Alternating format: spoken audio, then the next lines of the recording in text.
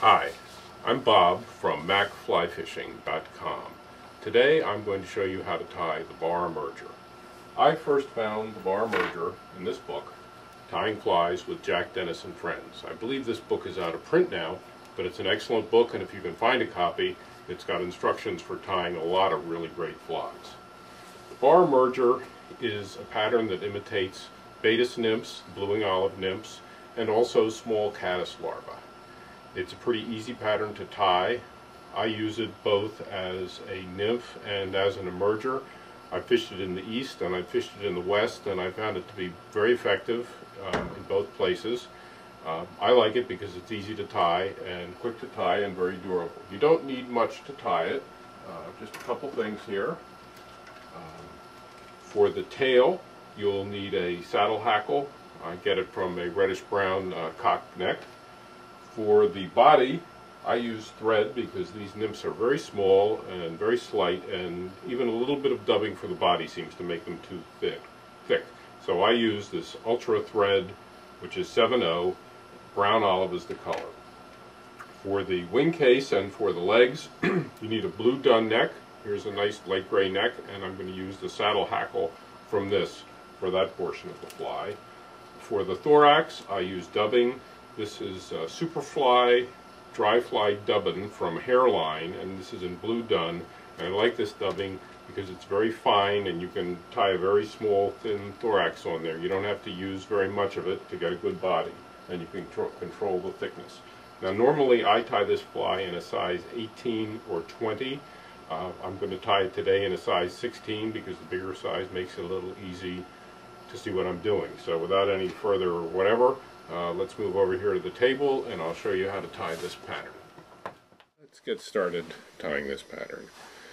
The first thing I do is I take my hook and I put the barb in the jaws and I mash the barb down.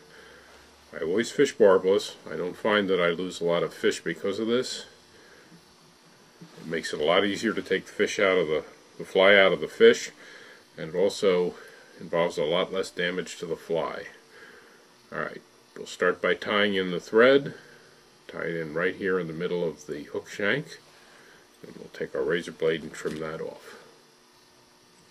I'm going to take a shoulder hackle from up here on the top of the neck. I've got one right here already.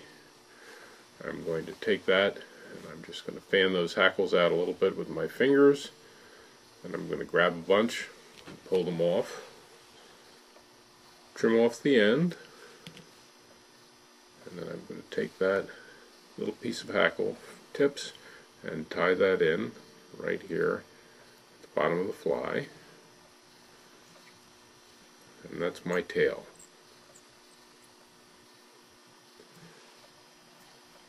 Now I'm going to go ahead and make a nice tapered body with thread. Blueing olives have very small bodies, very thin, so thread is perfect material for the body. Now before I go any further, I'll just trim this tail off square, just like that. Leave a little bit there to suggest the emerging mayfly. Now from the blue dun neck, I've taken another piece shoulder hackle, and I'm going to do the same thing. Fan that out so I can grab a nice piece between my fingers and then pull it off, and then trim that off so it's nice and square, and tie those butts in right where the body ended.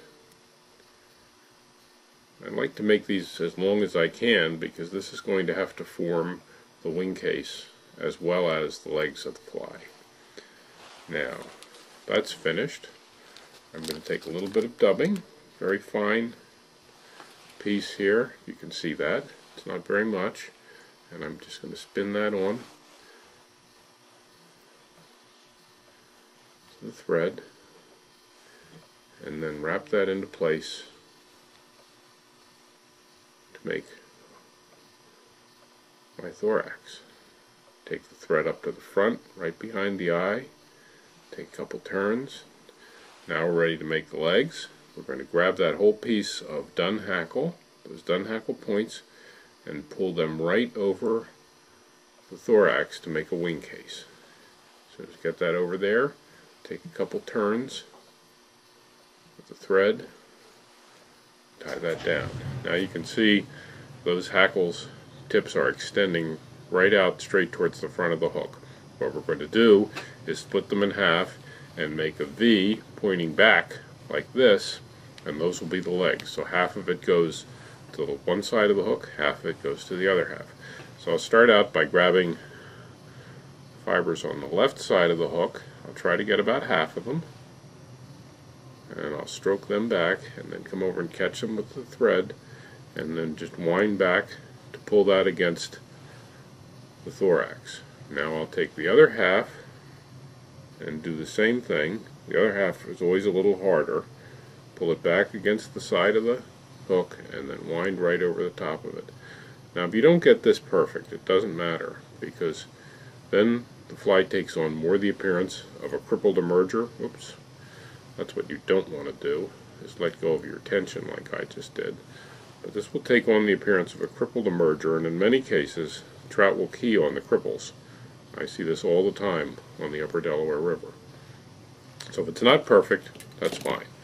Now, maintaining the tension on the hook, with tension on the thread, go for the whip finish, which is going to seal this whole thing up. And I don't lacquer until I'm done tying. So if I tie a dozen of these, I won't do any lacquering until I'm all done, and then I'll lacquer all dozen at once, which means I don't have to keep my lacquer bottle open for very long, and I can move a lot quicker because I can lacquer a dozen flies in about less than a minute. So there's the finished fly. You can't really see it very well in the video, but I'm going to take a picture of it and put it on my website, which is macflyfishing.com. I'll also put the instructions on there as well. Not the instructions, but the list of materials. And so go over there and take a look. Thanks for stopping by.